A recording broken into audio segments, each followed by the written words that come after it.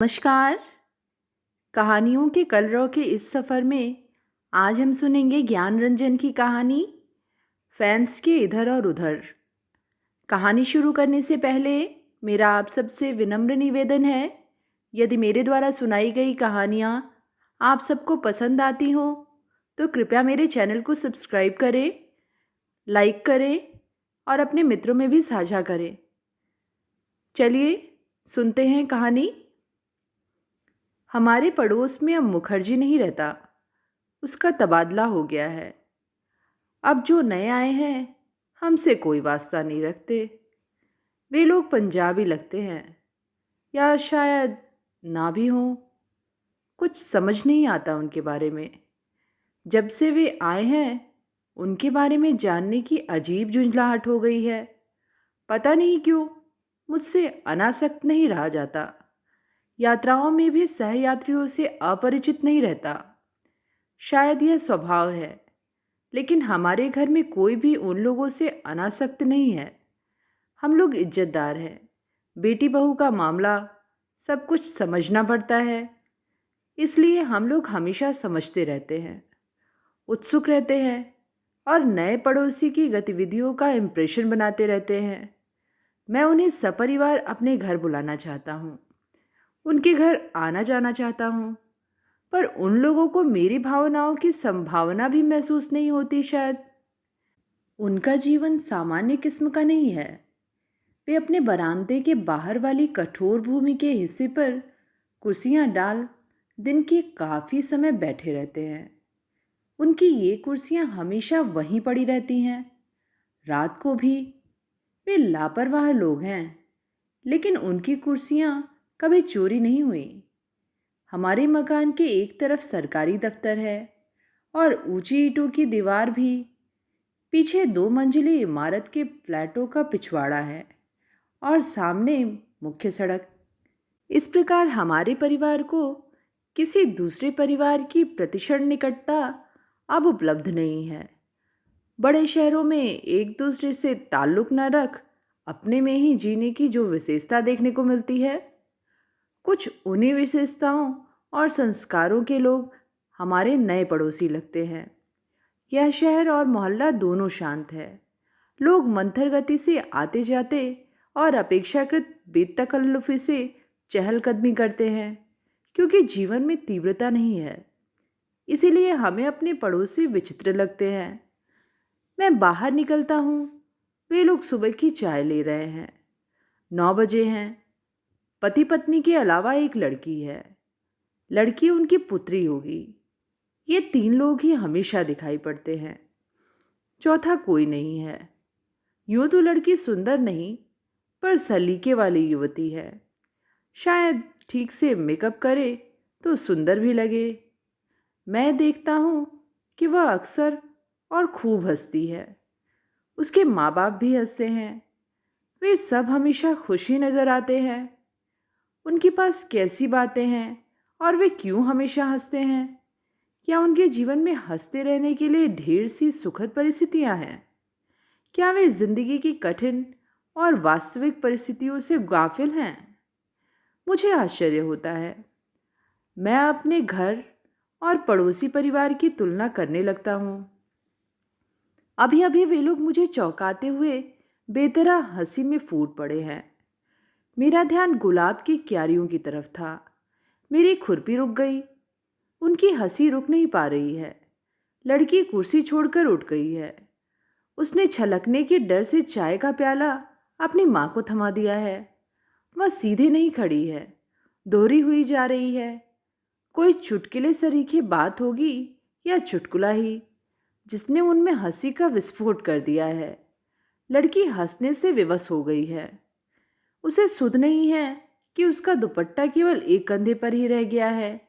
उसकी छातियों से मुक्त और अबोध हरकत दिखती है। बहुत हो गया। उसकी माँ को अब उसे इस बेसुधी पर छिड़कना चाहिए।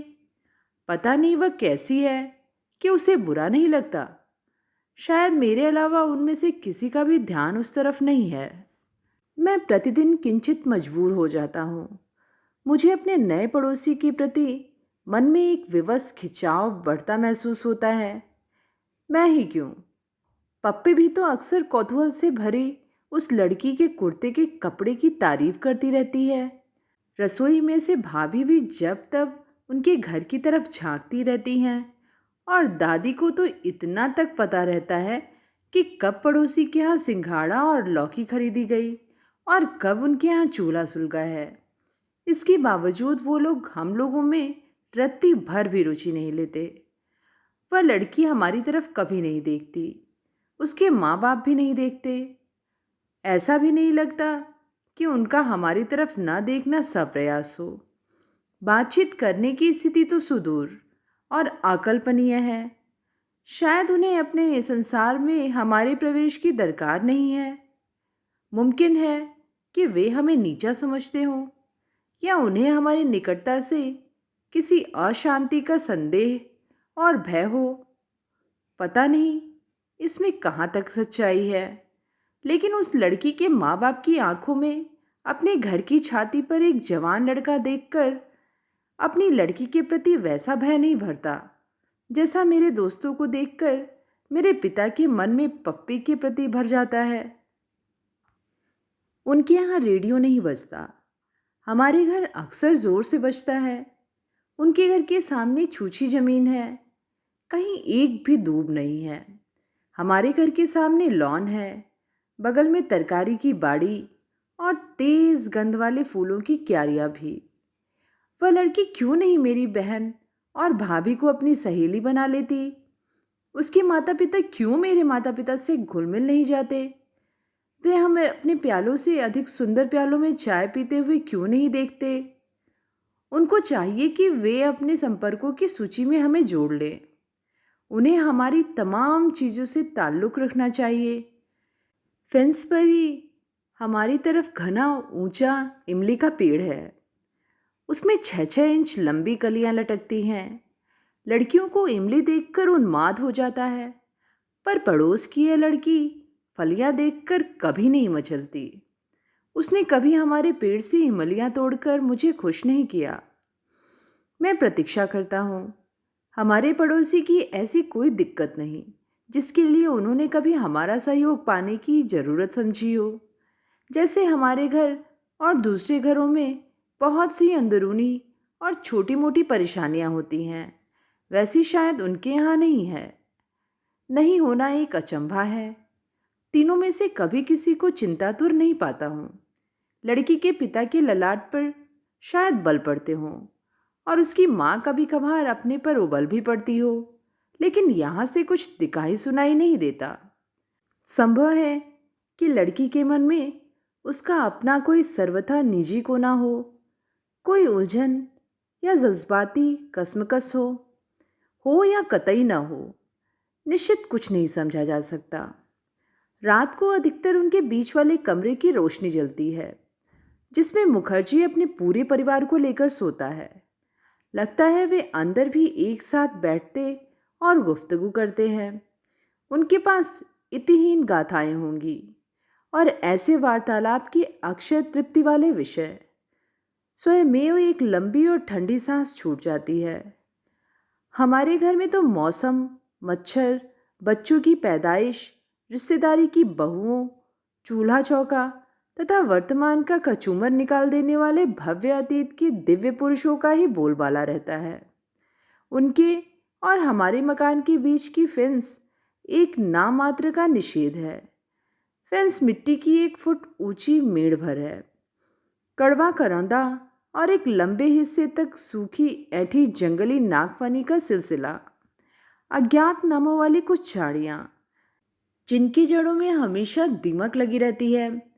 इन झाड़ियों की पत्तियाँ कड़े हरे रंग की हैं। मेड़ बीच बीच में कई स्थानों से कट चुकी है। रास्ते बन गए हैं। इन रास्तों से सब्जी और फल वाला आ जाता है। जमादारिन और अखबार का हाकर आता है।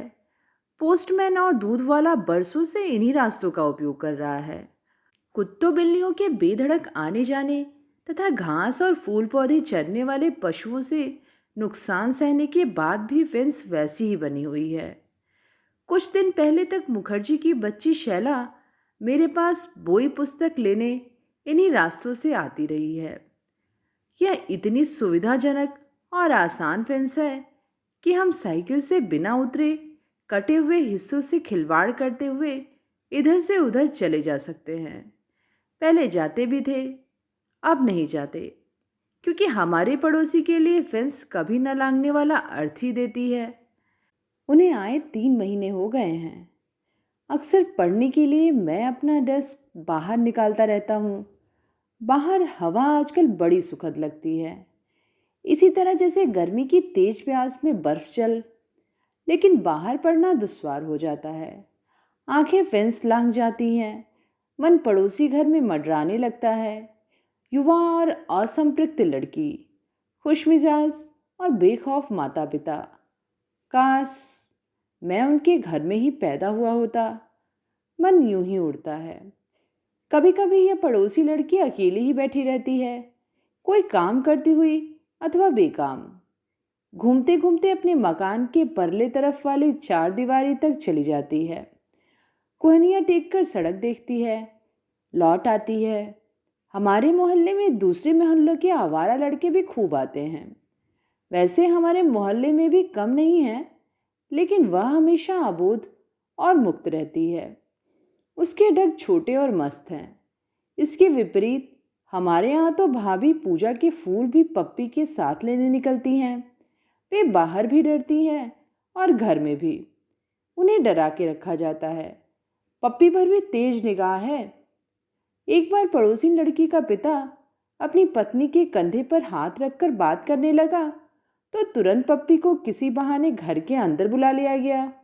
फिर तो उस दृश्य ने हमारे घर में एक खलबली सी मचा दी।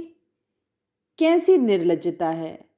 धीरे धीरे हमारे घर के लोग पड़ोसी को काफी खतरनाक सा समझने लगे हैं। दिन तो बीतते ही हैं। अब हमारे यहाँ जबरन पड़ोसी के प्रति रुचि लेकर अरुचि उगली जाने लगी, जबकि हमारे लिए उनका होना बिल्कुल न होने के बराबर है। धीरे धीरे हमारे घर में पड़ोसी को दुनिया की तमाम बुराइयों का रेफरेंस बना लिया गया। हम लोगों की आंखें हजारों बार फेंस के पास जाती हैं। ज़रूरी गैर ज़रूरी रोज़मर्रा के सभी कामों के बीच यह भी एक रूटीन बन गया है। बहुत सी दूसरी चिंताओं के साथ मन में एक नई उद्विग्नता समाने लगी है। मैं खुद भी अपना बहुत सा समय जाया करता हूँ, लेकिन उधर से कोई नज़र कभी इधर नहीं आती। पास कहीं आउटर न पाकर खड़ा डीजल इंजन चीख रहा है। उसकी आवाज़ का नयापन चौंकाने वाला है। हम सब अभी थोड़ी देर तक डीजल इंजन के बारे में ही बातें करेंगे। आज वे पड़ोसी दोपहर से घर में नहीं हैं। उनके यहाँ 2-3 मेहमान सरीखे लोग आकर ठहरे हैं। कोई हबड़ धबड़ नहीं है, रोज किसी ही निश्चिंतता। मैं उठकर अंदर गया। भाभी बाल सुखा रही हैं। फिर पता नहीं क्यों उन्होंने पड़ोसी लड़के से मेरा संबंध जोड़कर एक गुपचुप ठिठोली की। मैं मन में हंसता बाहर आ गया। तभी वह लड़की और उसकी माँ भी पैक किया हुआ सामान लिए शायद बाजार से लौटी हैं। पिता पीछे रह गया होगा।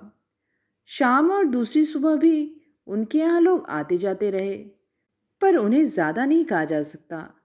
उनके घर एक साधारण पर्व सरीखा वातावरण उभर आया है, फीका फीका, लेकिन यह हम सबको चकित करने वाला समाचार लगा जब दूध वाले ने बताया कि उस लड़की का ब्याह पिछली रात को ही हुआ है।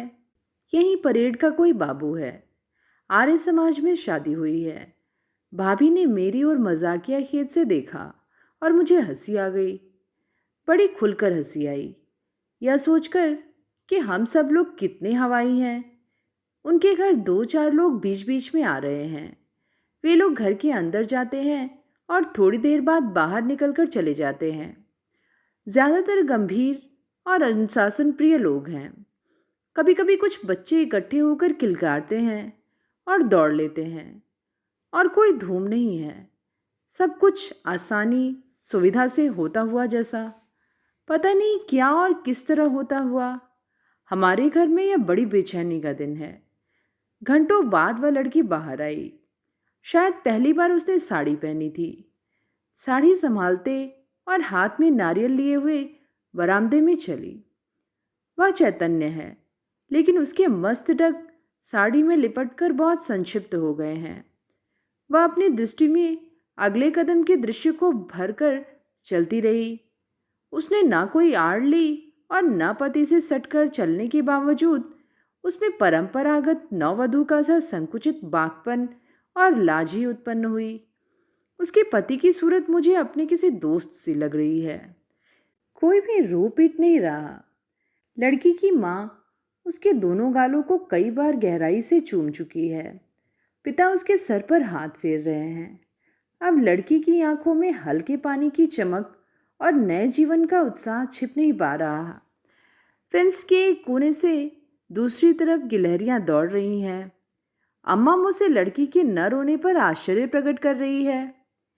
उनके अनुसार वह पढ़ लिख जाने के कारण एक कठोर लड़की है, जिसे अपने माँ बाप से सच्ची मोह ममता नहीं है। आजकल सभी ऐसे होते हैं। पेट काट कर जिन्हें पालो पोसो, उन्हीं की आंखों में बूंद आंसू नहीं। मेरे कानों को ऐसा कुछ सुनने की रुचि नहीं है। मैं यह देख रहा हूं कि अम्मा को धूप अच्छी लग रही है। धूप का टुकड़ा जिधर खिसकता है उसी तरफ माँ भी हट जाती है। लेकिन तभी पिता एक प्रशस्ति उपस्थित करते हैं। पहले ज़माने में लड़कियां गांव की हद तक रोती थीं। जो नहीं रोती उन्हें मार कर रुलाया जाता था, नहीं तो उनका जीवन ससुराल में कभी सुखी नहीं रह सकता था। पिता को बड़ा दर्द होता कि आज वैसा नहीं रह गया है। पुराना ज़माना जा रहा है और आदमी का दिल मशीन हो गया है। मशीन। ऐसे समय हमेशा पिता का स्वर तेज हो जाता है और आंखों में कलयुग के खंडहर नाचने लगते हैं। हमारे घर के आकाश पर बादलों के कुछ छोटे और अकेले टुकड़े आकर आगे निकल गए हैं। पड़ोसी लड़की को उसके माता पिता और रिश्तेदार अब पूरी तरह विदा करने के लिए फाटक तक पहुंचकर खड़े हैं। लड़के वाले वधू के लिए हेरोल्ड आए हैं। हेरोल्ड एक रंगीन कमरा लगता है। वह रंगीन कमरा धीरे धीरे खिसकने लगा। अब चला गया है। सबसे अधिक तौबा दादी को है। वे अपने अकेले में ही बड़बड़ा रही हैं। उन्हें यह ब्याह शादी बिल्कुल समझ नहीं आई। न रोशन चौकी, न धूम धड़ाका, न तर पकवान। ऐसी कंजूसी किस काम की? और फिर ऐसे मौके पर पड़ोसी को न पूछना। वाह रे इंसानियत! राम राम। वे लोग लड़की को विदा करके लौट आए हैं। उन लोगों ने अपने अपने लिए कुर्सियां ले ली हैं और बाहर ही बैठ गए हैं। लड़की के चले जाने के बाद उसकी माँ और सुस्त और संजीदा हो गई है। कई लोग मिलजुल कर उसके मन को गुदगुदाने की शायद चेष्टा कर रहे हैं। मेरा दोस्त राधु यह दावे के साथ साबित करने की कोशिश करता है कि यह लड़की दुनिया देखी हुई है। एक गहरी कमी से उत्पन्न उदासी के अलावा मुझे कुछ और अनुभव नहीं होता। अजीब सा खालीपन, पीछे हटे रहने का खालीपन, अथवा उस लड़की के संबंध में राधु की लापरवाह धारणाओं से उत्पन्न खालीपन, बिल्कुल अज्ञात। लड़की के बचलन होने की बात कभी कभी एक पतित इत्मीनान भी देने लगती है। शायद मैं भी मन के किसी कोने में अपने घर वालों की ही तरह पड़ोसी को बर्दाश्त नहीं कर पा रहा हूँ। रात शाम को केचुल उतार रही है। फेंस के पार टेबल के इर्द गिर्द बैठे लोग उठ उठ कर बिखर गए हैं। रोज की तरह पड़ोसी के पिछले कमरे में बिजली का लट्टू जल रहा है। दरवाजे के कांचों के खुरचे हुए हिस्सों पर मटमैली रोशनी धब्बों की तरह चिपकी है। उनकी रात शांत और नियमानुसार हो चली है। पता नहीं उन्हें घर में एक व्यक्ति का कम हो जाना कैसा लग रहा होगा। हमारे घर तो पड़ोसी निंदा का बाजार बहुत गर्म है। तो ये थी कहानी फेंस के इधर और उधर। कहानी आप सबको कैसी लगी नीचे कमेंट में लिख के ज़रूर बताइएगा। कहानी अगर पसंद आई हो तो कृपया लाइक करें। फिर मिलेंगे एक नई कहानी के साथ। धन्यवाद।